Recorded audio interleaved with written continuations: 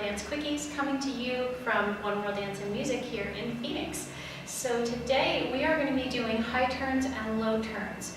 So in the combination that we did last week, the Belly Booty combo that was in collaboration with Divine Chaos, you can check that. I'll put a link for that in the box down there. We were doing a high cross turn. Now, an alternative to that high cross turn would be a more deep cross turn. So we're going to look at the mechanics of a high turn and a low turn and ways that we can use those and refine those and keep your balance better and where to land so that you're in preparation for the next thing on time and on the right foot.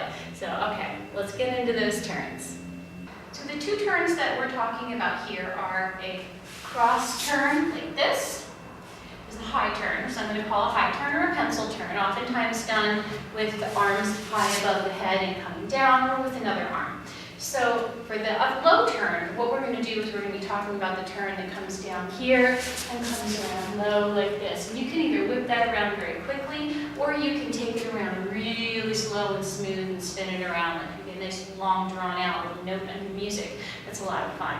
And it feels nice, you know, it feels nice and kind of soulful and earthy and big. It has a really nice feel to it. Okay, let's look at what happens with feet. So with this crossing turn, this high crossing turn, let's say you start on your right foot. First off, your weight is on your right. You want to make sure that this right knee is not locked. You want to make sure that it has just a nice soft bend to it, but that you're not really sunk way in here. So you want to just have a nice little shock absorption in your knee right there. And you're going to cross, and as you come up, you're going to come up, and we're trying to do this in slow-mo here. You're going to come up, you're going to be on releve on both feet while you untwist your legs, and then you're going to come down on your left foot. So I've made one foot change. I started with my weight on my right, and I ended with my weight on my left. Now, a lot of times in choreography, when you use something like this, you might actually land on 2 feet, which is actually easier if you're going to be doing something that's planted on 2 feet following that. Because sometimes people have trouble making only one weight change in this turn.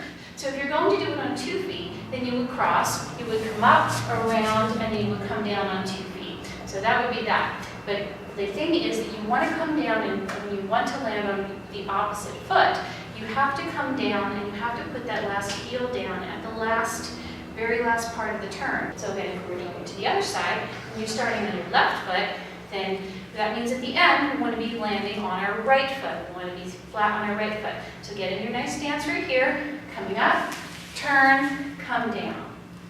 Now, a couple of things that can help with your stability is to have a little bit of tension between your legs. So if you kind of give a little squeeze between your thighs, just a little one, not too much because that'll stop you. And then also to make sure that you're engaged through here. One of the cues that I like to give is if you I tell students sometimes to feel like they take their ribs and take their ribs to just like 1/8 of an inch forward. Just a little bit, sometimes remind them to engage right here to keep that stability. So remember, start with the soft knee and cross over. And as you come up, little tiny squeeze between your thighs and a little bit just taking your ribs a hair forward just to engage up here. So cross, come up, and come down. Okay, so now for the deep turn. So in the deep turn, you are also going to only change your weight one time. But what's going to happen different in this turn is you're going to transfer your weight much earlier in the turning process.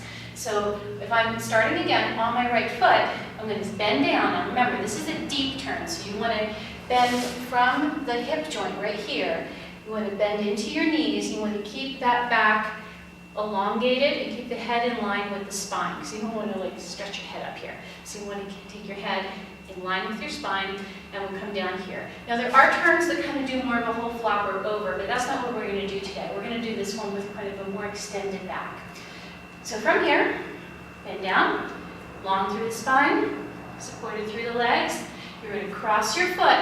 Now, as you turn here, I'm going to go really slowly. I'm going to start to turn myself around, and you see I'm only 1/4 of the way there, and my heel on my left foot is already down on the ground. Now from this point, I like to turn on my heel a little bit more. So I'm going to pick my toes up just slightly, and then I'm going to use this back foot to pivot me around, and then come up. So I've gone from standing on my right foot again to standing on my left foot. Now let's try that on the left side. So I'm going to start with my weight on my left foot, Sink into that knee. Take my hips back, bend it at the hip joint here, nice long spine. We're going to cross the foot over, so my weight is still on my left foot. Now I'm going to start to take the turn, and as I come only about a quarter of the way around, my weight is now flat on my right foot. I'm going to use my ball of my foot of my left foot to take me around, and then I can come up. Okay, so a high turn, standing on the right, cross the foot, come up, come down. Your high turn to the left, standing on the left foot, cross, come up, come down on the right. Your deep turn on the right, weight on the right foot, come down, cross, bring those hands in perhaps, right around nice and low, and come up. And now your deep turn on the left, come down, cross, come in. Okay, so that's what we have this week. Technique breakdown for high and low turns. If you guys like the technique breakdowns for little things like this, go ahead and leave a comment down there. Definitely hit like, maybe share this with someone else who you think could use this information. And if you are not subscribed already to the YouTube channel, please do so. And if you're not subscribed to the Bellydance Quickies as an email, you can check the link down there. And remember, this turn works super well with that belly booty combo that we were doing last week. And so you can go ahead and check that out. That link will be down there also. That combo is a lot of fun. All right, so you guys have a great week, and I'll see you next time. Bye-bye.